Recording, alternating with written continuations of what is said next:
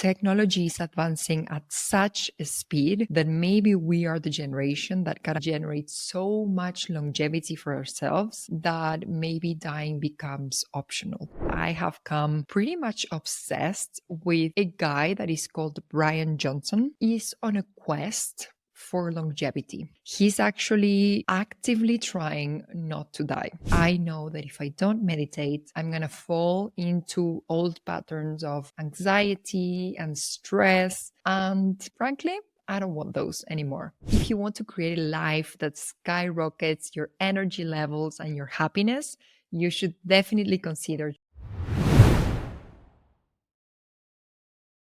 Hello, my love. Welcome to another episode of Blistopia Podcast. I'm your host, Mercedes Castellani, and today we're going to talk about 7 wellness tips that will skyrocket your energy levels.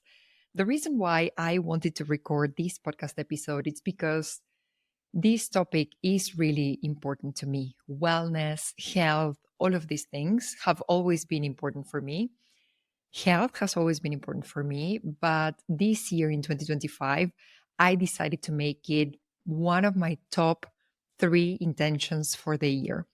And the idea behind this episode is to share with you 7 wellness tips that will really allow you to boost your wellness, your energy levels, your health. And the idea is to inspire you, maybe give you new ideas, new things that you can try, new perspectives, so that if you want to have a great year with amazing health, not only in this year, but in the years to come, maybe this is the podcast episode that will inspire you to try something new, to go a little bit further, and to feel way better in your body. This topic, health and wellness, is absolutely important for me. Health is one of my values, so I deeply, deeply think about these things all the time. And the way I think of health is not in a reactive way. So maybe once something has happened, let's take care of that. But the way I think of health is always in a preventive way. What can I do now? What can I do today to avoid some things that could happen in the future?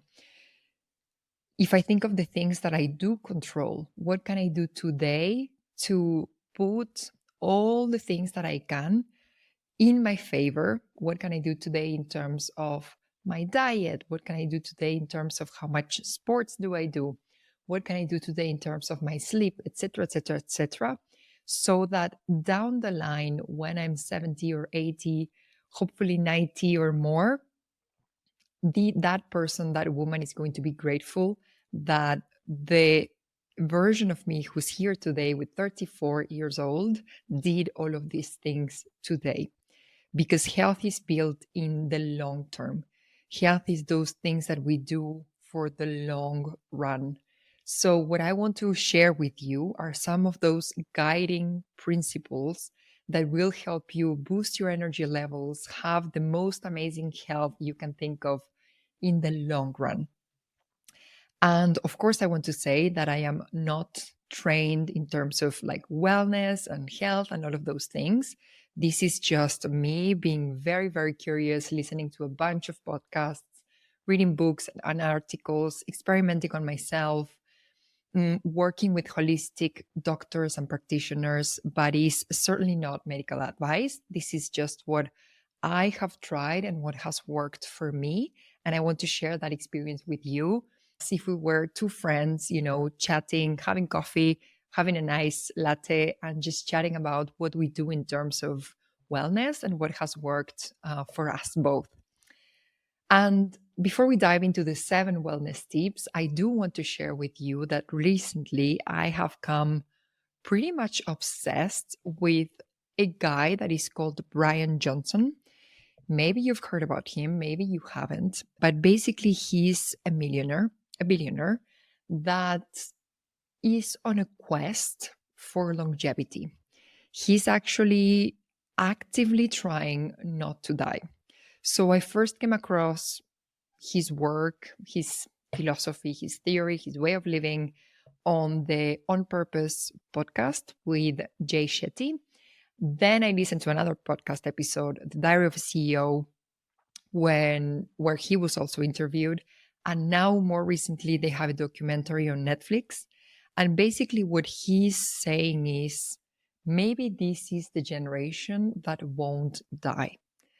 And probably, as you will hear these words, you're like, what?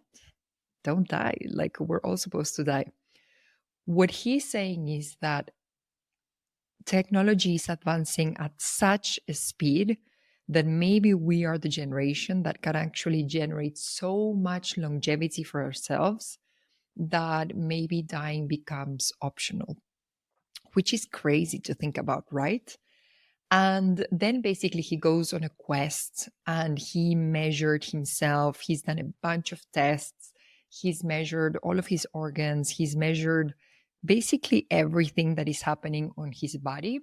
And he's been able to reduce his biological age. So right now he's 47 years old of chronological age.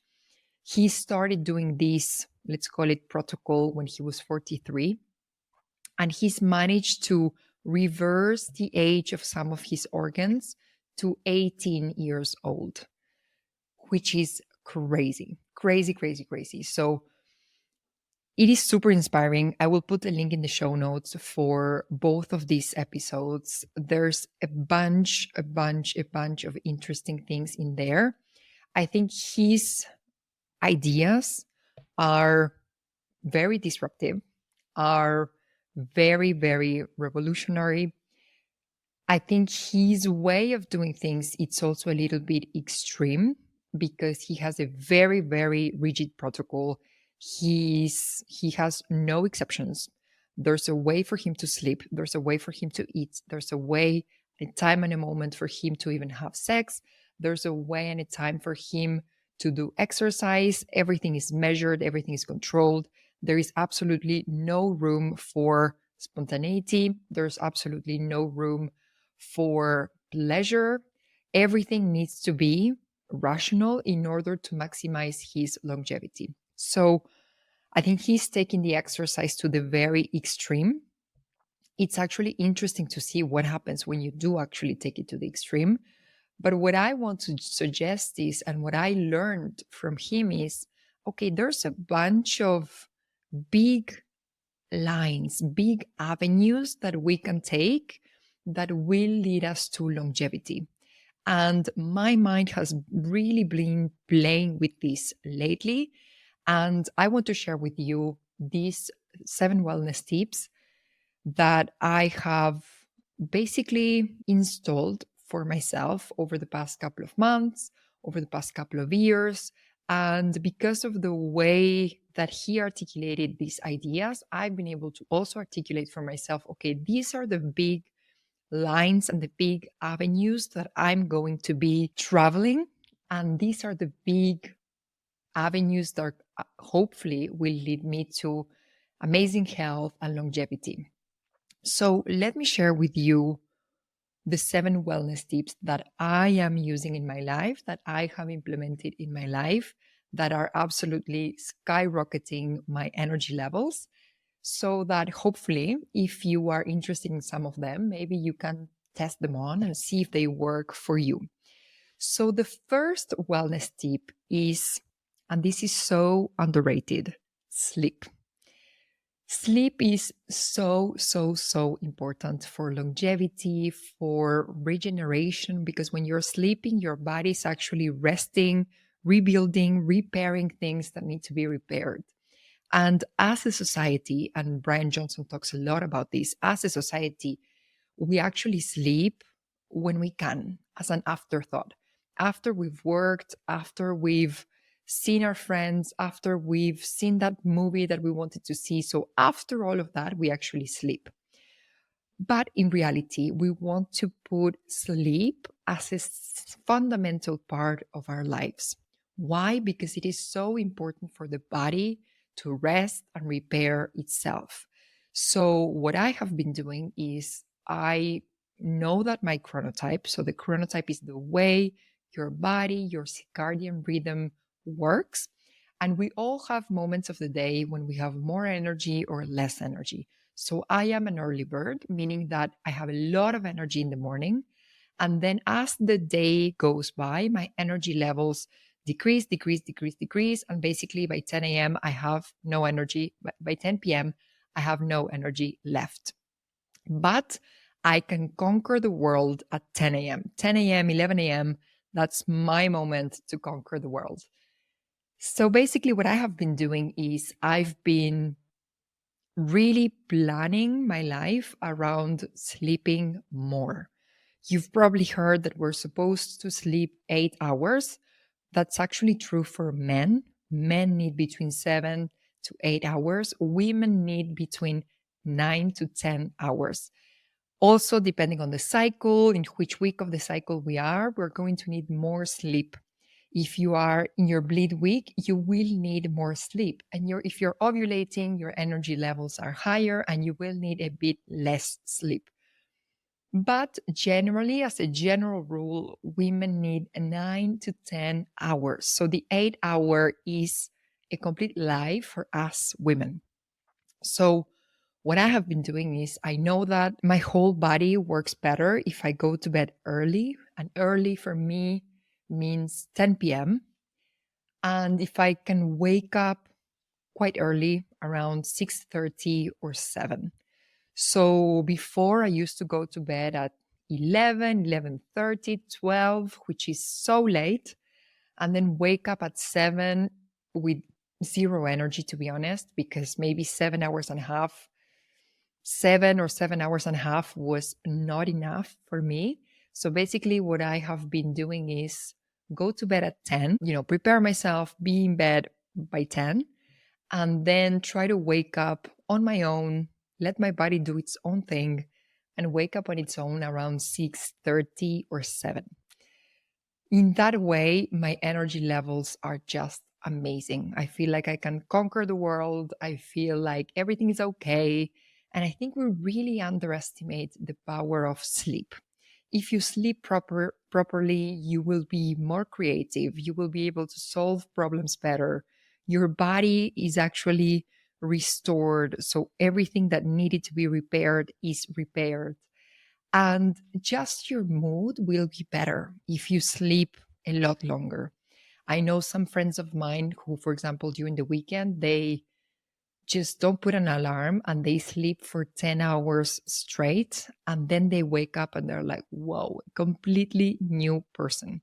So I would invite you to, first of all, understand which chronotype do you have, because maybe you're an early bird or maybe you're someone who has more energy at night. And then in that case, you want to, go to bed later, wake up later, and really optimize and be there when your energy levels are at their peak, basically, so that instead of forcing yourself, you can actually enjoy the energy levels that are naturally there supporting you. So the first one is sleep. So important. Now I have my Aura ring and I'm actually basically tracking my sleep, trying to optimize everything that is related to my sleep.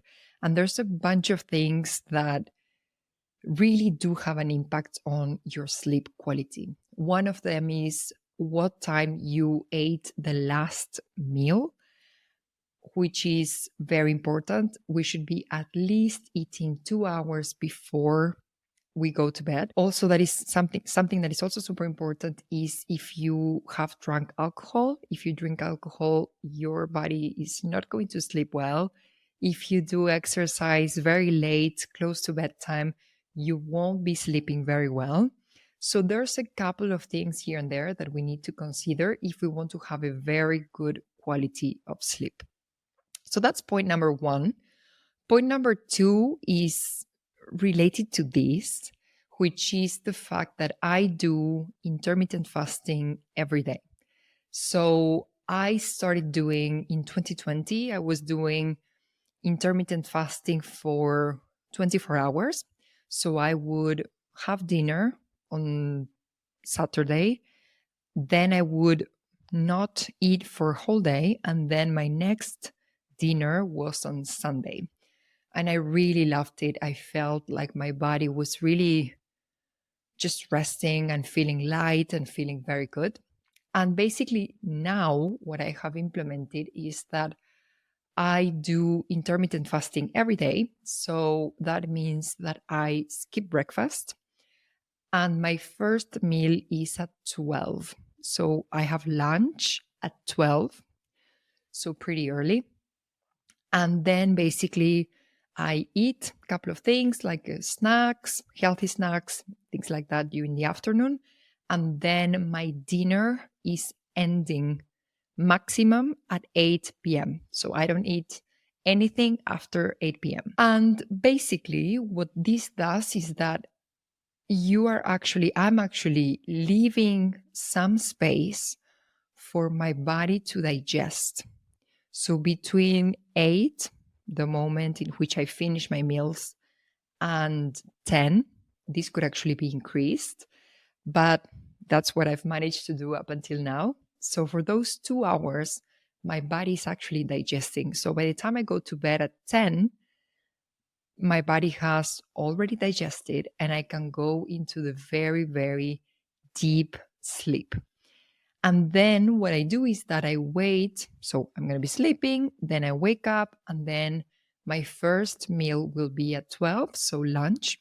And the fact that I'm leaving all those hours between 8 p.m. and 12 the next day, that's giving so many hours for my body to rest, to avoid being digesting the whole time. And that's actually very good in terms also of longevity. There's a lot of proof that fasting is amazing for longevity. So if that's something that you want to try, you can try intermittent fasting on a daily basis. So meaning that you eat in a certain window and then you're not eating. Or you can also try a 24-hour fast. Or if you want to try like a super intense experience that I've also done last year, and I'm going to repeat this year, you can do an intermittent fasting for 5 days, where you don't eat anything for 5 days except for liquid that has lemon, cayenne pepper, and a syrup that gives you a bit of energy. And there you're basically just detoxing your body. And that is so, so, so, so good for your body. Of course, when you're fasting, you need to do this with a lot of preparation. You need to read about it. You can't just go and fast. You need to read about it, make sure that you're taking care of your body. And then it's also super important the first meal that you will eat after your fast. So you want to have a soury meal when you end your fast, because otherwise you're going to have a glucose spike and that's not good for your body. If you want to try fasting, then the first meal that you will eat after your fast should be savory with a lot of veggies, a lot of protein, some fat.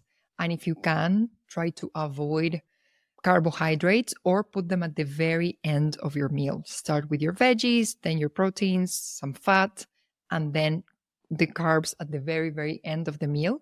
So you have a much lower glucose spike.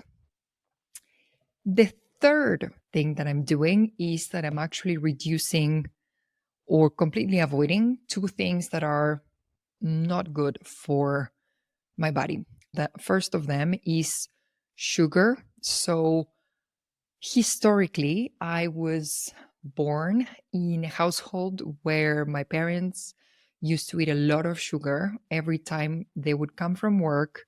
So that's 5 times a week. They would bring something sweet for us, a chocolate, cookie, something sweet. So I grew up eating way too much sugar. So that was my childhood. And then during my teenage years and my 20s and early 30s, sugar was kind of like that food that I would use to kind of compensate and not even deal with emotions, to really just feel a bit more comfort when I was feeling anxious or tired or sad or pissed off. It was kind of like that thing that would give me comfort. Of course, this is not a good thing to do. This is called emotional eating. And I've been lately trying to reduce as much as possible processed sugar. So that has been a huge, huge, huge thing for me because it has been always there. And I don't think we talk that much about it, but we can actually develop a sugar addiction. I think I actually had a sugar addiction, and I've been able to reduce a lot my sugar intake.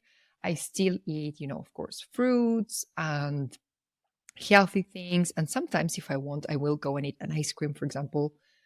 I'm not like, avoiding sugar all the time, but because I also want to have a bit of pleasure, but I'm actually reducing a lot my sugar intake. And I'm really thinking about, okay, is this like a high quality kind of thing, or is this like a very cheap sugary thing that I can easily avoid? So I have really reduced my sugar intake because I want to feel good, because I don't want to have glucose spikes. Every time you have a glucose spike, you have a lot of energy, but then your energy goes down. Whereas if you have you're eating proteins, you're eating veggies, you're eating some fats, you don't have those glucose spikes.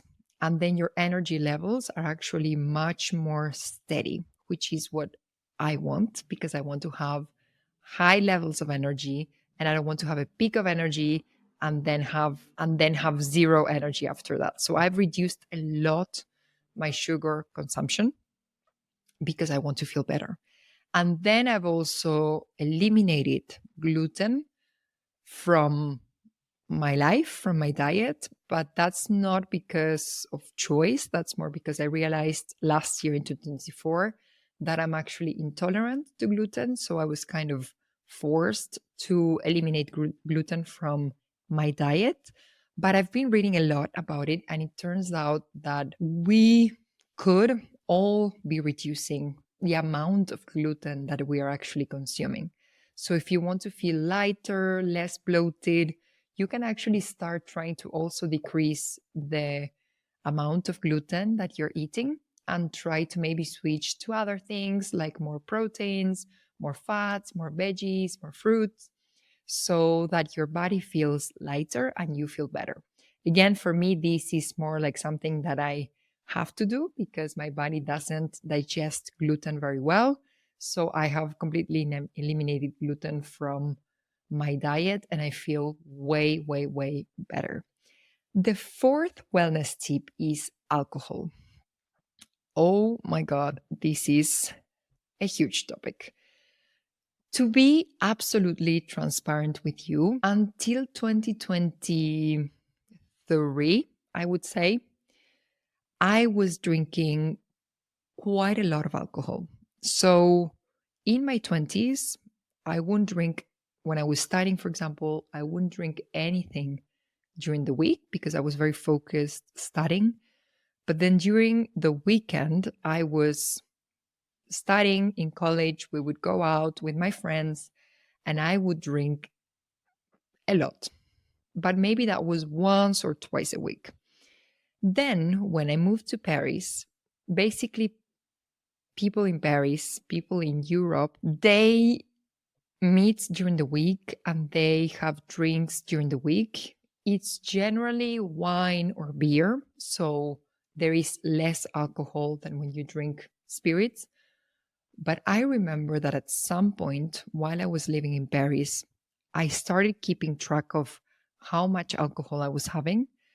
And I think at some point it was like 5 or 6 days per week, which is a lot. It wasn't, maybe it was like 1 or 2 drinks. But at some point, I remember I was like Monday, Tuesday, Wednesday. And then I was like, I actually had alcohol 5 or 6 days a week, which is a lot. Mind you, I was also working in the wine industry because, as you know, my story, I was a marketing director in the wine industry. So sometimes, even for work, for example, if we had a wine fair for 3, 4 days, you would be drinking wine. Of course, you spit because you do this on a professional level, But then we would have dinners, for example, business dinners, and there was always wine in there. And I remember it was so, so, so hard when we would go on business trips and there was so much food and so much alcohol for 4 or 5 days in a row. It was really horrendous for my body. So basically, now that I am not working in the wine industry anymore and that I get to decide when I drink or when I don't, what has happened is very interesting. And it's actually that my alcohol consumption went down a lot. So basically, now I don't drink anything during the week. And this is actually very easy for me now because I am so focused on my business and I really want to have the highest possible level of energy to hold space for my clients, to record podcasts, to interview someone, to be on social media. And I really want to have the best possible energy. And I know that if I have alcohol the next day, I will not have the best energy because alcohol is a toxin. Alcohol is poison. And it is proven that alcohol reduces the size of your brain, which is horrible to think, but that's what it's actually happening. Every time you have a beer and you think you're relaxing with your friends, every time you have a glass of wine in a nice restaurant and life is good, you're actually shrinking the size of your brain, which is horrendous to think about. And basically now I am just not drinking anything during the week. And this has happened in a very natural, and it was a very natural progression because I'm so focused in my business during the week. And then, for example, we have some dinners with my partner. So it's like I live a pretty chill life during the week. And then on the weekends, we sometimes see friends, we do some activities, but I don't feel the need to drink that much anymore.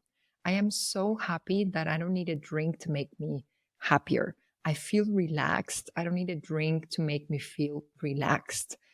I'm not dating, so I don't need to be drinking to feel comfortable in a date and talk to a guy that I don't know. I already have my partner.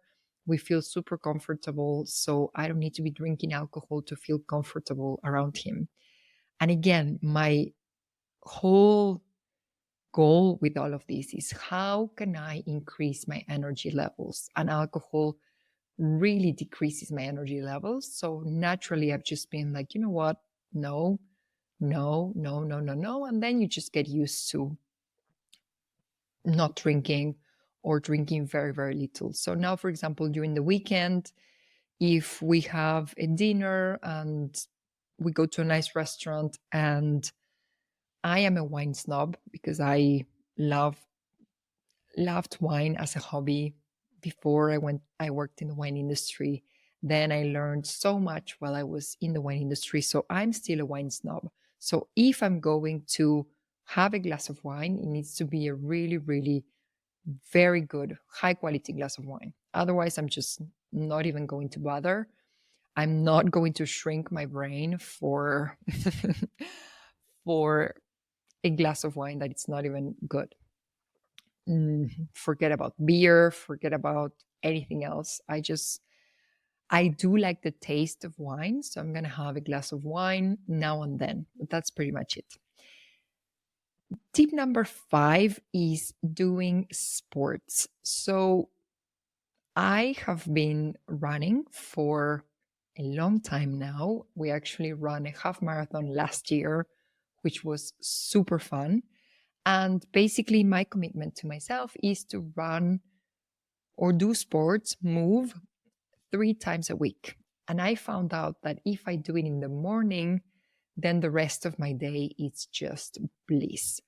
Mind you, I'm an early bird, so I do wake up early. I have a lot of energy in the morning. So then when I come back, I still have a lot of energy for the rest of the day. But that's basically what works for me. I like running. I know that Not everybody likes running, but what I would invite you here is to find something that you enjoy. Maybe it's running, maybe it's weightlifting, maybe it's doing a group sports, maybe it's just going to the gym and doing a couple of classes, maybe it's Pilates, maybe it's like whatever type of sports you find that actually makes you feel good. The idea here is to find something that makes you feel good while you're doing it and makes you feel good after you've done it. For me, running is the excuse to get out, be in nature. It makes me feel free. It makes me feel light. It makes me feel alive. I've always loved high intensity sports. I love feeling my heart pumping. I love when, my breath is a little bit short because I feel like I'm actually running. So when I was in college, I was playing basketball. I've always done aerobics. When I was a teenager, I was doing aerobics. When I was in college, I was doing basketball, boxing. Like I always loved these high intensity sports. So it is kind of natural for me to move into running right now. And that's what works for me. But I would invite you to find out what works for you. Maybe that's something that is related to aerobics. Maybe that's weightlifting. Maybe that's Pilates, yoga, whatever works for you. But find something that you love and do it at least 3 times a week. Tip number 6 is meditation. So if you've been in the podcast for a while, you know how important meditation has been in my life, in my journey, in my transformation. So, what I do right now, how my practices look like right now, is that I meditate every morning. I wake up, and the first thing that I do is to meditate. I don't get out of bed until I meditate. I meditate laying down on my bed. It's also a way for me to still be in bed a little bit longer. So don't imagine that I wake up and then I'm just like sitting with a tall and straight spine. I wake up, I grab my phone, I put a nice meditation. I'm always switching, I'm always trying new meditations. If I'm working on a specific subject, I'm going to do meditations that are related to that subject. So, for example, when I was working on my money mindset for months and months and months on end, I was listening to money mindset meditations.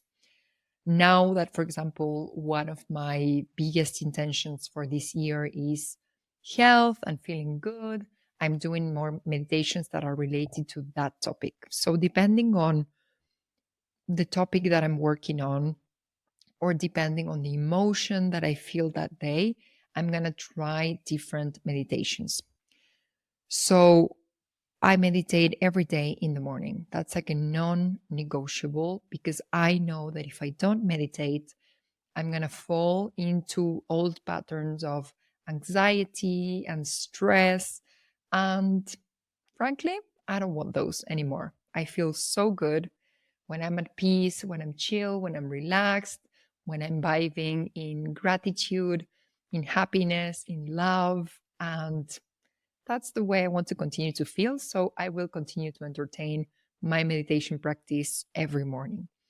And then what I'm including now is that in the afternoon, I've realized that sometimes my stress or the anxiety will kind of peak during the afternoon. And mind you, I told you that I was eating a lot of sugar before. And basically, I've realized that I was eating a lot of sugar, especially in the afternoon when my anxiety or stress was going up. So now what I've decided to do is to stop eating sugar to deal with stress and anxiety and to actually go and tap into that emotion. So what I'm doing now is I include a short EFT tapping or breathwork session in the afternoon. So for example, in between sessions, maybe I have half an hour where I have a bit of time for myself. So I'm going to do a 10-minute EFT tapping session, or I'm going to do a breathwork session that will allow me to just kind of recalibrate myself again and feel good again, regulate my nervous system again, and therefore need less sugar or food of any kind to feel comfort. So I'm actually giving myself actual comfort and not comfort from food, from sugar, which is what I was doing before. And then tip number 7 is summer. Of course, we want to do this and take care of our skin and use a lot of, sunscreen, but it is so important for us to see the sun, to feel the sun on our skin, to have a lot of vitamin D in our bodies. So what I have done for the past 11 years now is that I have two summers every year. So I live in Paris right now. So I'm going to have summer between June and August. But I'm originally from Argentina in the southern hemisphere. And summer over there, it's between December and February. So basically, what I'll do is that I spend summer in Europe between June and August. And then I go and visit my family, usually for Christmas and New Year's or right after New Year's. And I spend there, for example, this year, I'm in Argentina for 6 weeks between January and February. So I've had summer 6 months ago. I'm having summer now. And by the time I come to Europe, spring will start and things will get better. So I know that my body just works better in summer. Like my body was built for summer. I'm a summer girly. My skin looks better. My mood is like way better. I get a little bit tan. I feel good. I'm just more relaxed. Like my body was literally built for summer. So I've built a life in which I can have two summer times every year because I definitely need it. I need sun. I need light. I'm a plant, basically. I'm a plant with a little bit with complicated emotions, but I'm a plant. So I have designed my life to have two summer times. And then every time I can, travel to some destinations where I can find a bit more sun here and there. So these are my 7 wellness tips to skyrocket your energy levels. I'm going to repeat them again just in case. Number 1 is sleep, being super consistent and very intentional with your sleep. Number 2 is intermittent fasting. So reducing how much you eat and really eating during a window and then not eat for some time. Number 3 is reducing sugar, gluten, or anything in your diet that is not supporting your energy levels. Number 4 is reducing, and if you can and want, just completely quitting alcohol, depending on where you are and how you feel with that topic. Number 5 is doing sports at least 3 times a week. Number 6 is having habits that include daily meditation, EFT tapping, breath work, journaling, anything that helps you relax, unwind, and just let go of the steam. And number 7 is looking for sunlight, being in summer as much as you can, and really making sure that your body is feeling the best. Again, all of these are kind of like big lines, big avenues that you can walk around. And all of these are guiding you to better health, to higher energy levels, to more longevity, and to more happiness, actually. So if you want to create a life that skyrockets your energy levels and your happiness, you should definitely consider joining the Blistopia Life Transformation Program. Inside of this 4-month private program, you will be able to know yourself at the deepest level and create a life that makes you feel amazing. During these 4 months, you will dream big, tune in with yourself, and define what success and happiness mean to you. You will understand how to bridge your current life and your dream life. You will be able to take action and make your dream life actually happening. Inside of this program, you will choose one topic in your life that you want to up level, and we will take it together to the next level. So if you're ready to transform your life forever, apply to the Blistopia Life Transformation Program. You will find the link in the show notes. I will be so happy to guide you into building an amazing life that makes you feel so fulfilled. And if you've loved this episode, share it on your stories, leave a review.